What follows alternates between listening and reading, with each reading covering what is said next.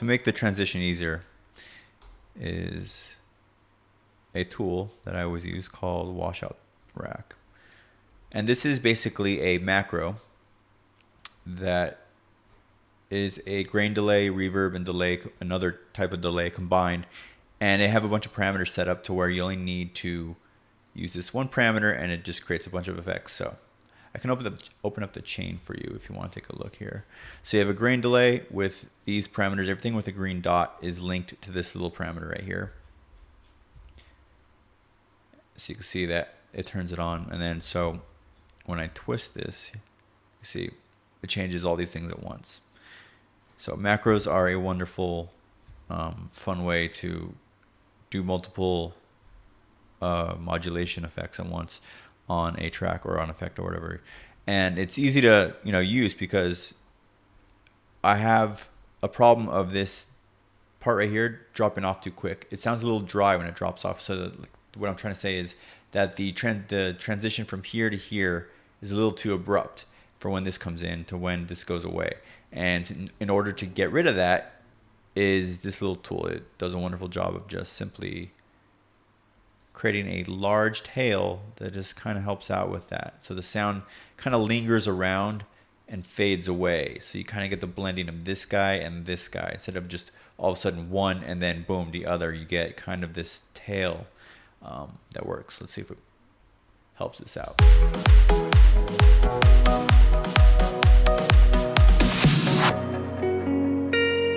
We can go further here.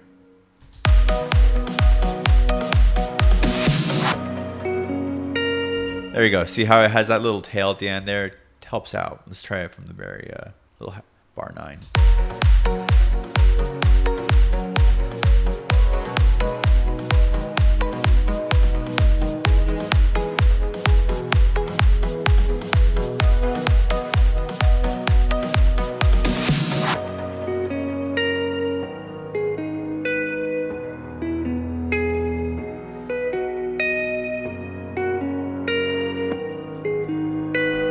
All right, this is sounding kind of exactly the way I want it to. And then it's going to go into some claps right here.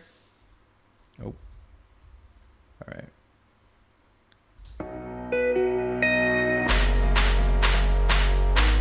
That's still way too loud.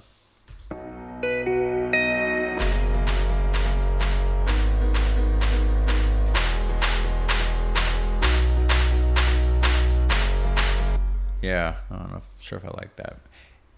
When you have this clap alone without the kick, it sounds a little dry.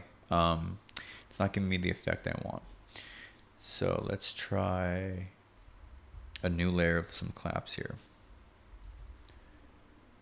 And easy go to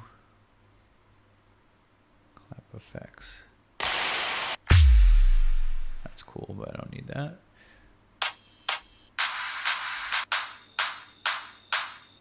Let's try that one.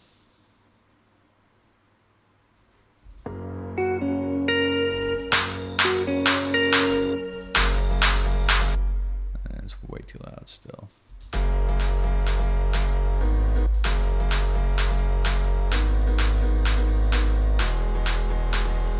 And then it's still too dry, so we're going to add a little bit of reverb. Nothing drastic.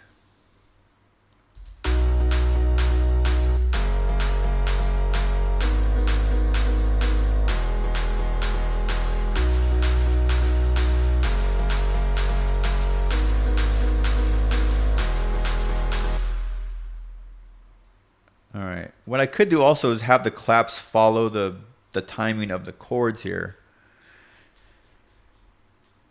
I can try it out just to experiment. Why not? So it'd be like right here.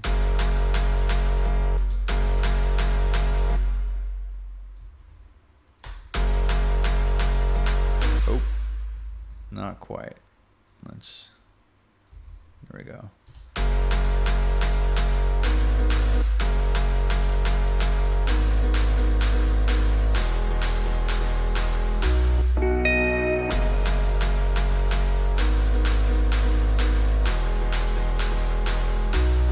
Yeah, let's try that.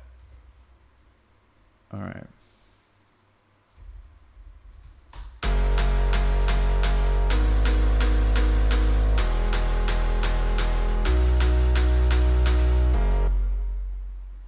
That's kind of cool. I like that.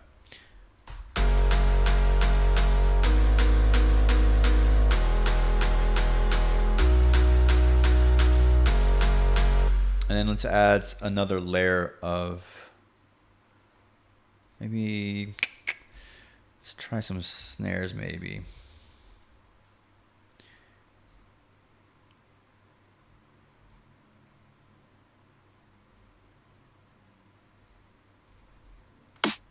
And these are tuned already, so we are in B.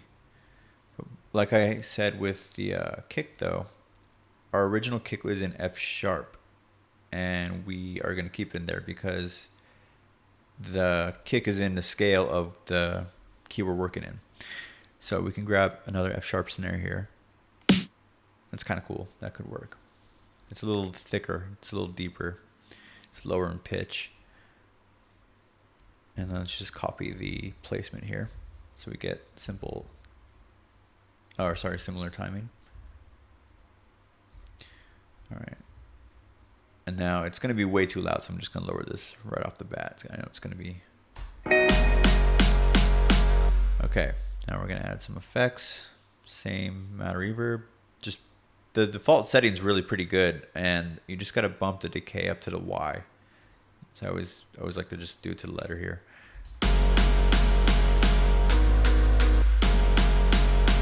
And then it's still too loud.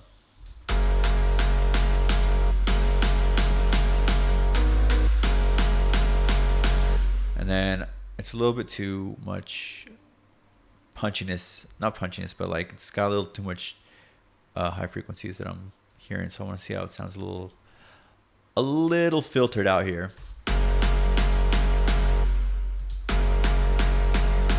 Okay, that's good. Oh, don't want to do that. All right. I think it could use a little rhythm. Let's see how delay sounds.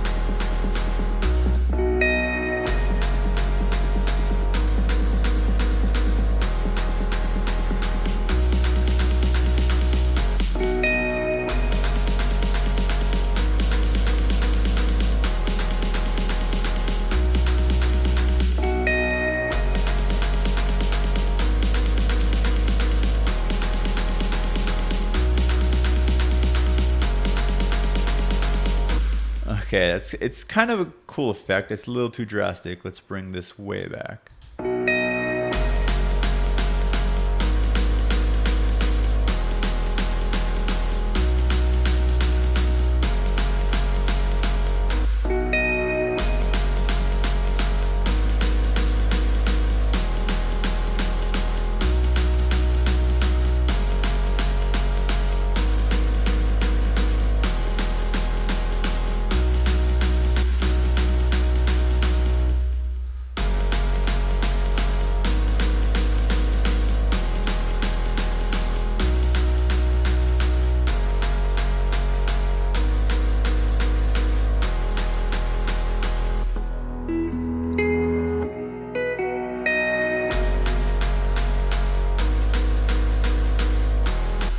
Do a little reverse snare.